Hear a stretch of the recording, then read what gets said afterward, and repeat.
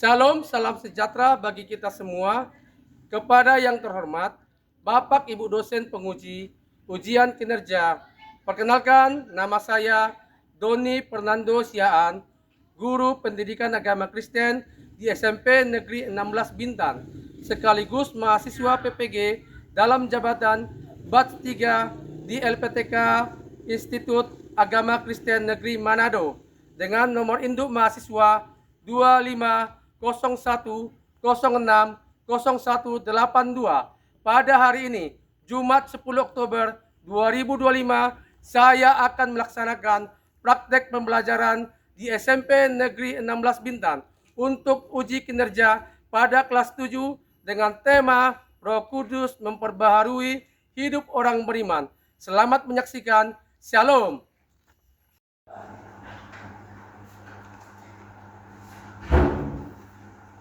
Selamat pagi anak-anak. Pagi, Pak. Apa kabar hari ini? Luar biasa, fantastis, Allahku besar. Yes.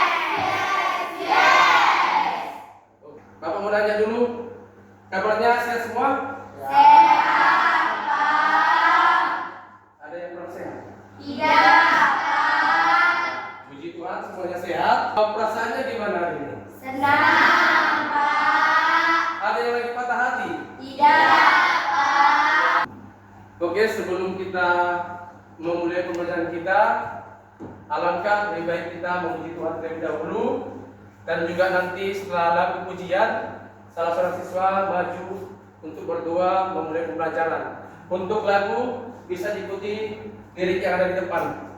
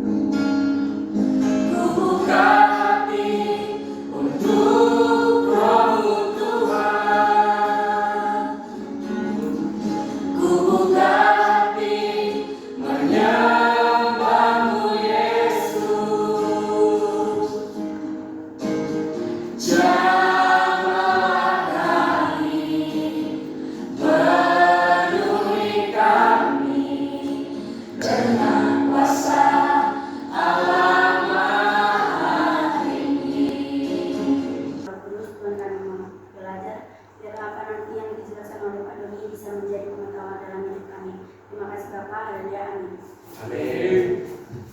Oke, sebelum kita memulai pembelajaran kita, Bapak mau absen dulu. Amelia Sinaga, Dewi, Hadir, Pak. Efraim, Evan, Inri, Hadir, Pak. Priscilla Arieta, Lauren, Hadir, Pak. Lisda Hamila, Hadir, Pak. Samuel Tumentubing, Hadir, Pak. Renata Olivia, Sylvia Monica, Hadir, Pak. Yobel Sinaga. Hadir, Pak. Oke, pelajaran yang lalu masih ada yang ingat? Meneladani Yesus dalam pelayanan. Meneladani Yesus dalam pelayanan. Ada nggak yang masih ingat apa saja pelayanan Tuhan Yesus? Ada yang ingat? Memberi makan 5.000 orang. Ada lagi? Menyembuhkan orang buta. Ada lagi? Membasuh kaki murid-muridnya. Setelah Tuhan Yesus naik ke surga, siapa yang mengisi pelayanannya? Murid-muridnya. Siapa yang menyertai? Roh Kudus.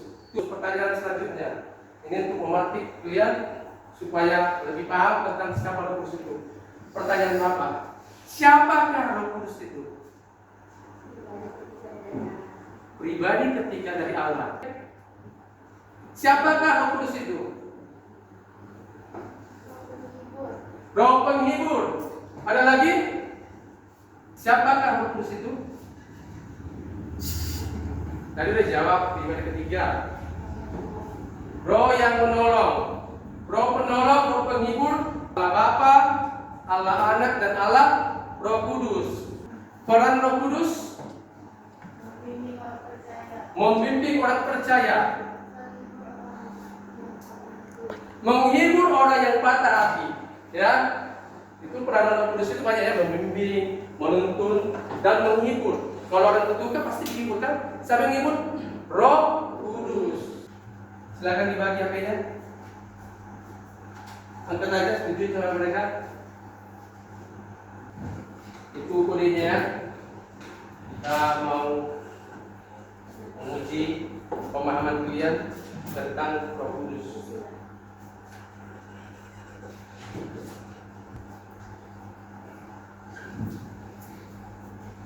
Silakan. Ada?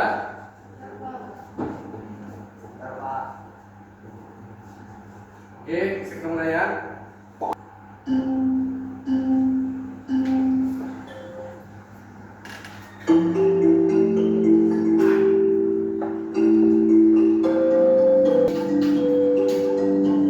Sudah semua? Sudah. Maju deh ya. Apa kajian tingkat pertama? Tingkat pertama Evan Marula. Tingkat 2 Daniel. Tingkat ketiga Tisda. Tepuk tangan dulu. Oke, HP-nya diletakkan di atas meja. Nanti kalau mengerjakan sesuatu, HP-nya di atas meja ya, jangan dibawa. Meja naikin ke atas.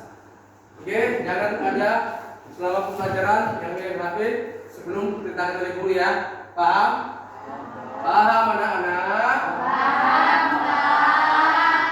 Oke, selanjutnya ini adalah, silakan dibaca yang bagian sini, yang pertama. Siswa memahami bahwa Roh Kudus adalah wujud kehadiran Allah setelah Yesus naik ke surga.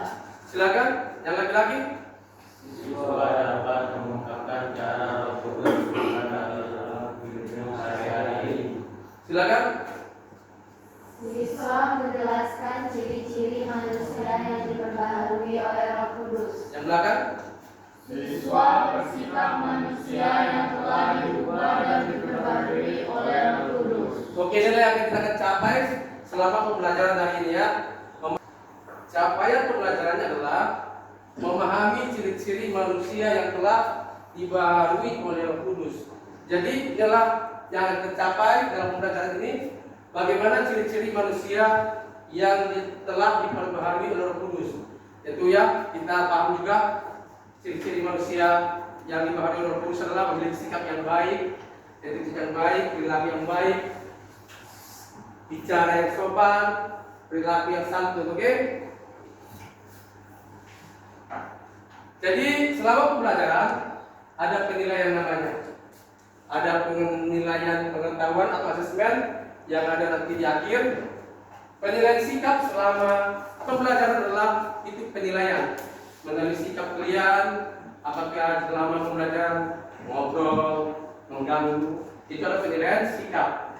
Dan penilaian keterampilan, ada proyek maupun diskusi kelompok, keaktifan siswa, gimana keaktifannya, apakah dia hanya bengong aja, apakah dia duduk manis saja, apakah dia aktif diskusi. Itu penilaian nanti pada saat diskusi.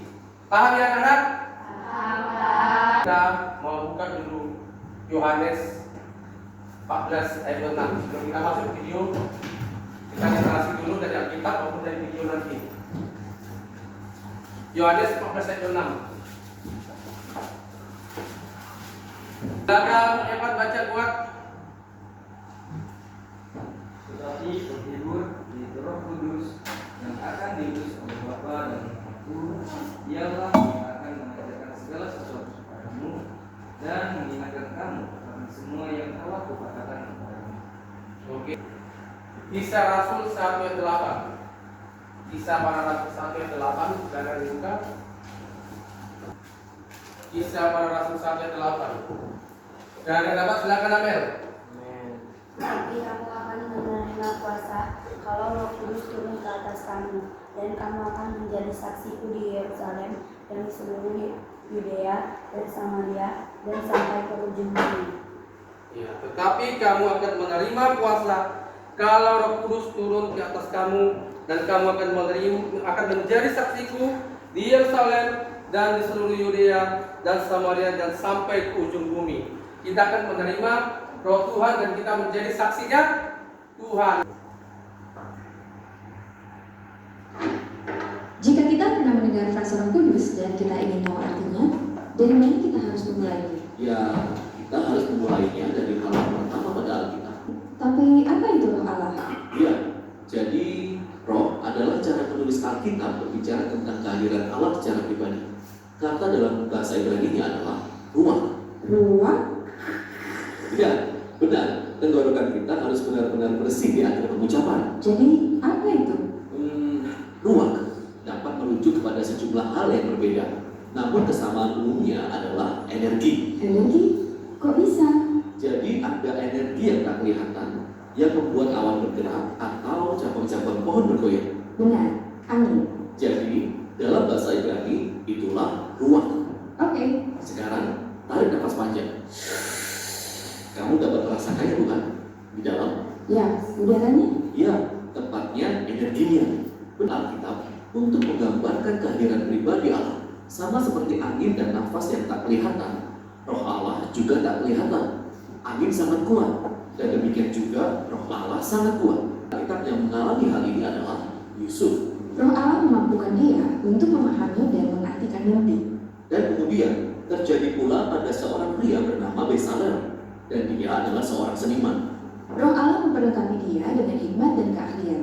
Dia diberikan kecerdasan kreatif untuk membuat benda-benda yang indah di bait suci. Kemudian kita juga melihat ruah Allah memperlengkapi sekelompok orang yang disebut para nabi. Mereka dapat melihat segala hal yang terjadi dalam sejarah dari sudut pandang Allah. Itu benar sekali. Dan inilah masalahnya seperti yang dilihat para nabi. Dia datang untuk mengubahkan hati manusia, untuk memampukan manusia untuk benar-benar mengasihi Allah dan orang lain. Bagaimanakah roh Allah yang aktif dan baru ini akan terjadi? Nah, berabad-abad telah berlalu dan kita diperkenalkan kepada Yesus. Dan di awal misinya, ada adegan menarik di mana Yesus dibaptis di air sungai Yordan. Ya. Menciptakan hidup di mana dulunya ada kematian. Nah, waktu itu, para pemimpin Israel menentang Yesus dan mereka akhirnya membuatnya dihukum mati. Meskipun demikian, Roh Allah tetap bekerja. Murid-murid Yesus yang paling awal melihat dia bangkit dari kematian mengatakan bahwa kuasa Roh Allah lah yang membangkitkan Yesus. Ini adalah awal dari ciptaan yang baru. Ya, dan ini masih terus terjadi. Ketika Yesus menampakkan dirinya pada pengikut-pengikut terdekatnya, dia menghembuskan nafasnya pada mereka dan berkata, terimalah Roh Kudus, dan energi dan pengaruh dari Roh Allah. Dan hari ini, roh tersebut masih melayang-layang di tempat-tempat yang gelap. Ya, mengarahkan orang-orang kepada Yesus, mengubahkan dan memperlengkapi mereka supaya mereka dapat mengasihi Allah dan orang lain. Dan orang-orang Kristen berharap bahwa roh itu akan menyelesaikan tugas tersebut. Kisah Alkitab berakhir dengan sebuah visi bahwa manusia yang baru hidup dalam dunia yang baru, yang dipenuhi dengan kasih Allah dan roh yang memberi hidup. Kakak mau bagi kelompok dulu. Nama Kakak kasih, ajak anggotanya. Ini kelompok kasih. Ini kelompok sukacita. Ini kelompok damai. Ini kelompok sejahtera. Silakan bergabung dengan kelompok yang ada di namanya.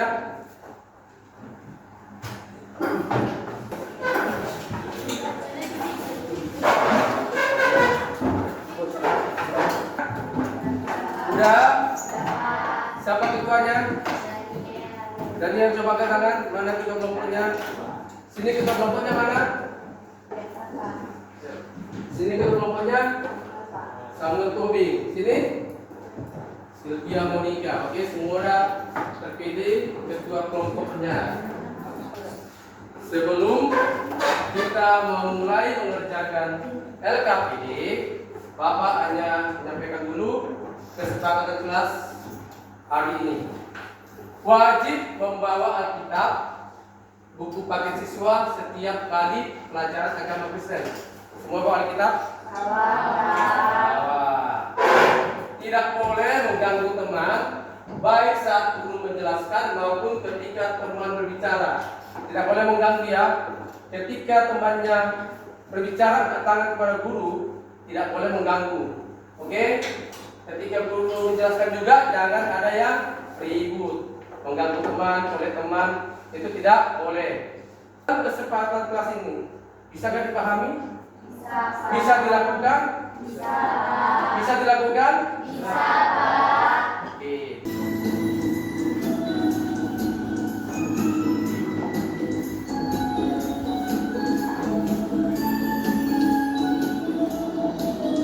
Angkat suaranya ya. Daki gunung yang tinggi, ku turun lembah yang dalam, ku melintasi padang rumput hijau membentang, Yesus besertaku. Ku daki gunung yang tinggi, ku turun lembah yang dalam, ku melintasi padang rumput hijau membentang, Yesus besertaku. Di kanan kau ada, di kiri kau ada, di atas dan di bawah kau ada, di suka kau ada, di duka pun kau ada, karena Engkaulah Yesusku. Oke, terima kasih.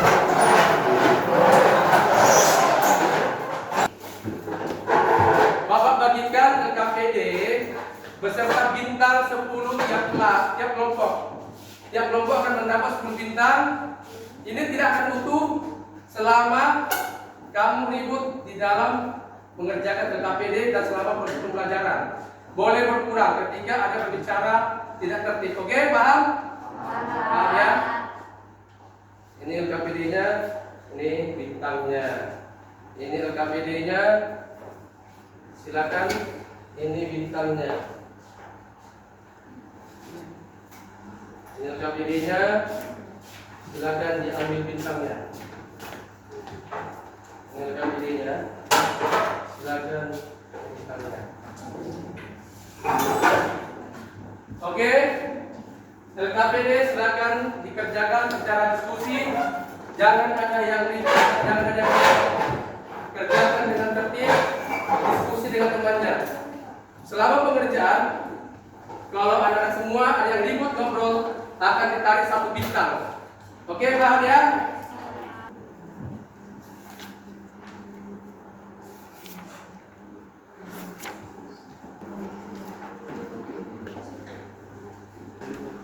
Udah. Kita mulai presentasi.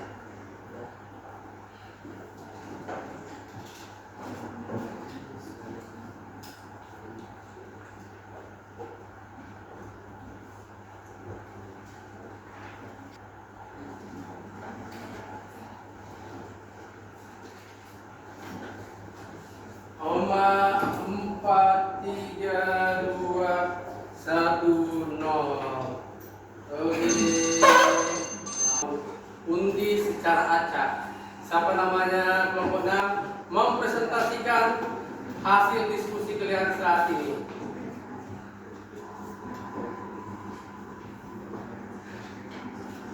Kelompok sejahtera. Shalom teman-teman semuanya. Shalom.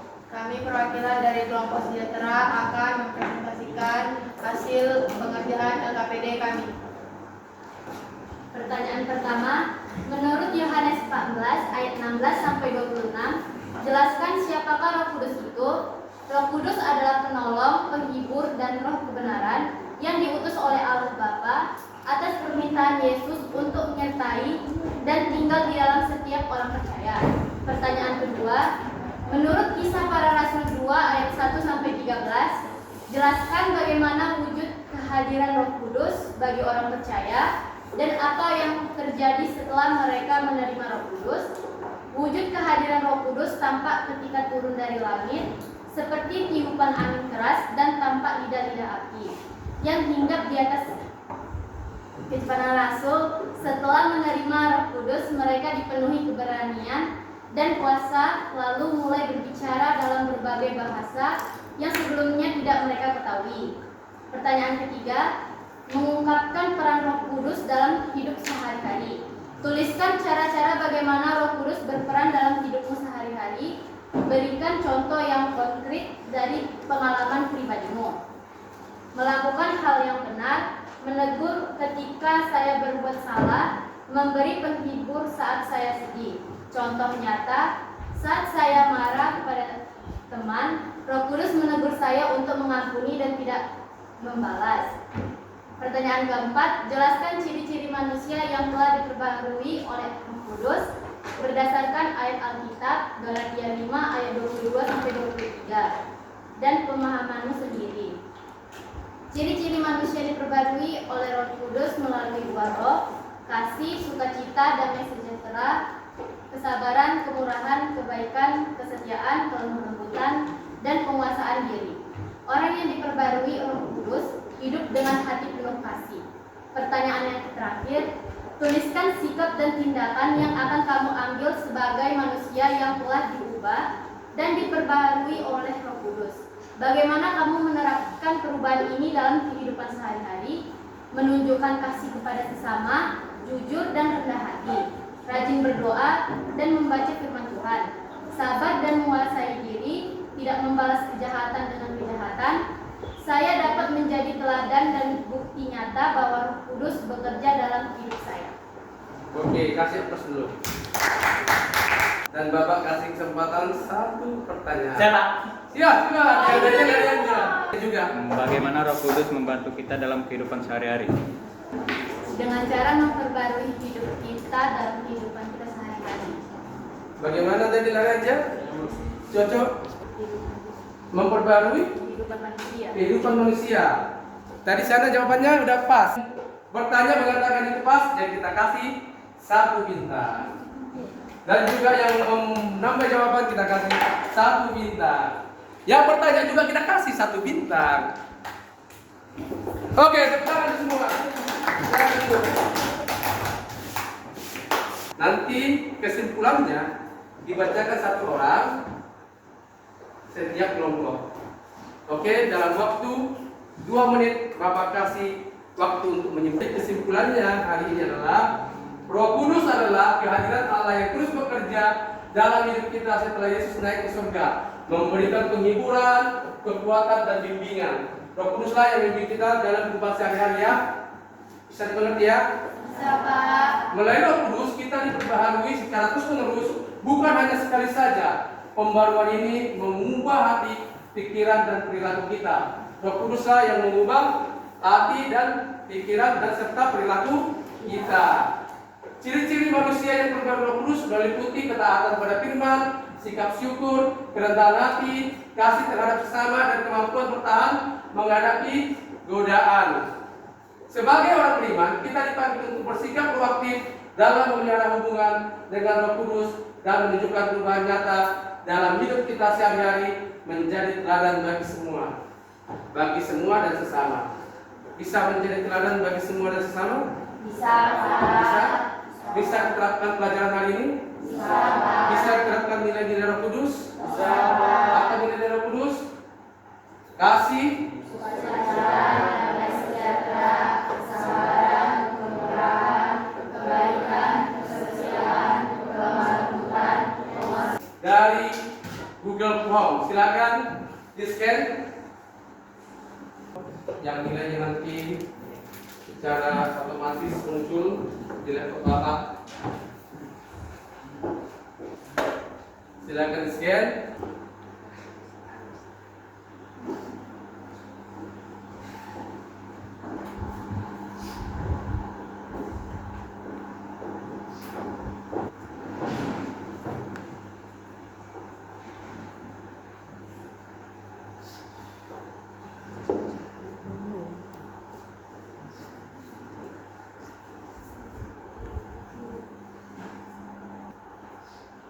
Udah ya? Kita semua lanjutkan refleksi pembelajaran hari ini. Oke, Bapak nanti juga akan ditempelkan di kertas jawaban LKPD. Silakan tuliskan refleksi pembelajaran hari ini. Oke, udah tempel semua? Udah jawab semua? Oke, tepuk tangan dulu semuanya.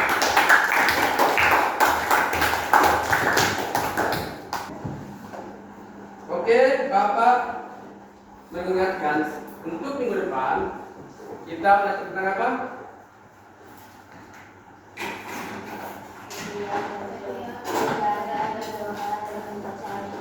Setiap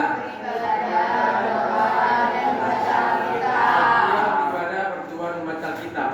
Setiap ibadah bertujuan membaca Alkitab itu juga atas perintah wudu. Jadi, Bapak mohon dipelajari, dicatat yang penting supaya Bapak menjelaskan minggu depan supaya gampang dan kalian juga paham. Oke? Bisa dipahami? Bisa. Oke, untuk ujian hari ini, asesmen hari ini, nanti Bapak bagikan nilainya di grup. Ya, nanti di grup ya. Bagi yang mendapat nilai rendah akan Bapak adakan remedial. Remedialnya mengerjakan kembali soal tersebut dalam buku latihan dan mencatat juga catatan tentang Roh Kudus. Cari intisarinya minggu depan, kumpulkan dan serahkan kepada Bapak. Oke ya? Untuk yang pengayaan, untuk meningkatkan nilainya, Bapak akan memberikan tugas tambahan, yaitu mengerjakan proyek membuat hiasan dari buah-buah roh. Tahu kan? Hiasan buah-buah roh? Kalau dibuka Google banyak jenisnya. Ada yang bentuk log dibuat, ada yang gantungan, ada hiasan karton dibuat, kasih, sukacita, damai sejahtera. Oke, paham ya? Untuk tugas remedial dan pengayaan. Oke? Oke, rewardnya. Sebelum reward, Bapak pegang kumpul dulu LKPD-nya. LKPD-nya dikumpul, bintangnya dipegang aja, nanti Bapak pegang jumlahnya dikasih tahu. Silakan. LKPD-nya dikumpul.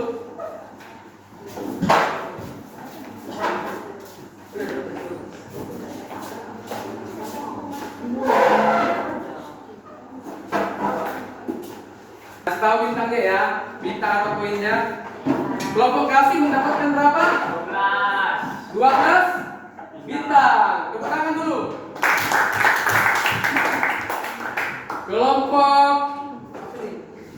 Kelompok damai berapa bintang? 12 juga. Tepuk tangan. Kelompok sejahtera berapa bintang? 12. Kelompok sukacita berapa bintang? 13. Wah, 13. Tepuk tangan dulu. Jadi kelompok yang terbanyak mulai bintang hari ini kelompok sukacita. Kasih waktunya. Selamat kelompok sukacita. Mungkin tadi banyak menjawab pertanyaan dan pertanyaan. Jadi sampai di sinilah pertemuan kita hari ini.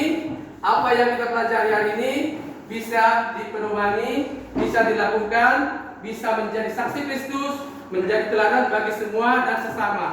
Untuk penutup nanti satu orang siswa untuk maju ke depan. Oke, salam semuanya. Pembelajaran agama Kristen yang diajarkan, yang digurui oleh Pak Doni Tuhan. Terima kasih Tuhan atas hikmat yang telah diberikan oleh Pak Doni tentang Roh Kudus-Mu Tuhan, dari Tritunggal-Mu Tuhan, yaitu Roh yang telah dicurahkan bagi kami pada waktu Tuhan Yesus telah naik ke surga. Terima kasih Tuhan, Engkau sungguh baik bagi kami. Terima kasih, kami akan menyelesaikan pembelajaran hari ini. Kami akan kembali Tuhan. Terima kasih, kami mengucap syukur dan berdoa. Oke, demikianlah pembelajaran kita ini. Puji nama Tuhan. Shalom. Tuhan Yesus memberkati.